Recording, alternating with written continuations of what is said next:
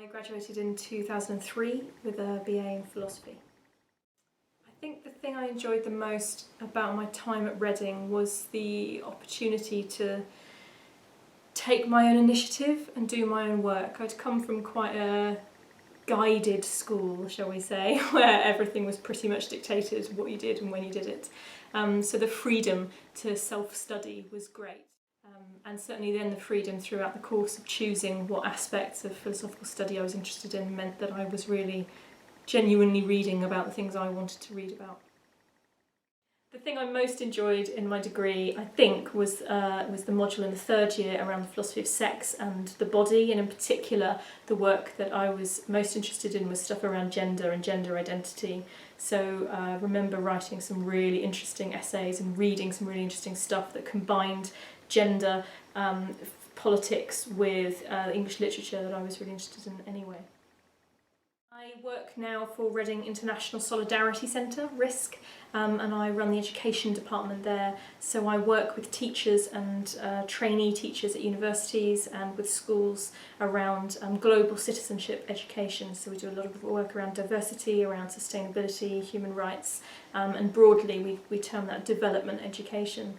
I started working for the organisation whilst I was still at university as a volunteer. And before my degree and after my degree I then worked in other jobs as well, bits and pieces, and that volunteering process meant that I had a really good sense of what the organisation did and I could make myself the most useful I could be. We were then able to secure some funding to create a post for me, and 12 or so years later I'm still there. A big part of what global citizenship or global education is all about is about helping educators of all shapes and sizes to think about the kind of values that we promote in the education system broadly. So a large portion is around understanding what it takes to make people care about the world around them and be able and willing to participate to make the world a better place. So my philosophy degree was extremely useful, not just in having an understanding of what those concepts are and what those values are and how important they are to people and how they shape our world and our behaviour, but also in being able to stand up in front of a room of people who may not agree with you and formulate and express a coherent argument that's persuasive and inspiring without being confrontational, without starting an argument.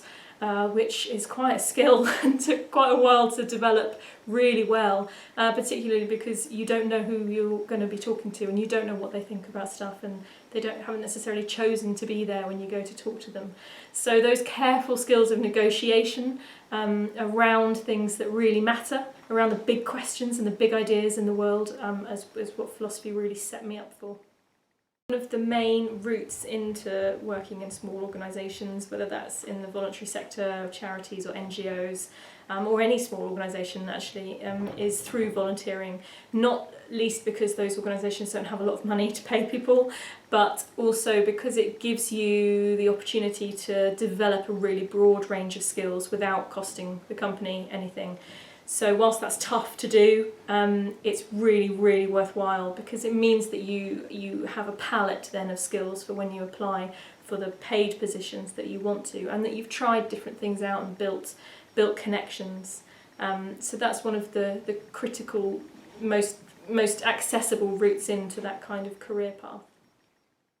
If I were to go back and do my degree again, I think the one message I would take with me would be to focus on what I'm really interested in, to take time, not to panic about what my job is going to be, not to listen to people go, philosophy, what are you going to do with that? But to simply just pursue what I'm interested in, and you may not know what your transferable skills are at that stage, and that's fine, doesn't matter, you'll discover them when you're in a job and using them on a day-to-day basis. So to just relax and enjoy the opportunity to study. There is nothing as free as your time at university, so I would tell myself that.